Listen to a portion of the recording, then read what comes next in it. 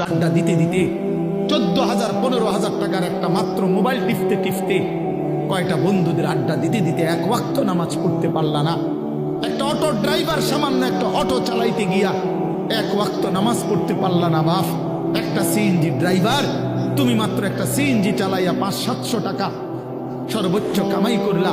এই 500 টাকার জন্য আল্লাহকে ছেড়ে দিলা, 300 টাকার জন্য আল্লাহকে ছেড়ে দিলা। আহা মুসলমান, বড় অল্প দামে নিজেকে বিক্রি করে দিলা, বড় কম পয়সায় নিজের বেচা দিল। মুসলমান, এত কম দামে বেচা দেওয়ার কথা না। একজন চা দোকানদার সারাদিনে কত কামাই করে? 30,000 টাকা। কথা বলে না কেন? একজন চা দোকানদার একদিনে কি 30,000 টাকা কামাই করে? কত? 500-700 টাকা। তো 500-700 টাকার কারণে নাফরমান এক ওয়াক্ত নামাজ পড়লা না বলে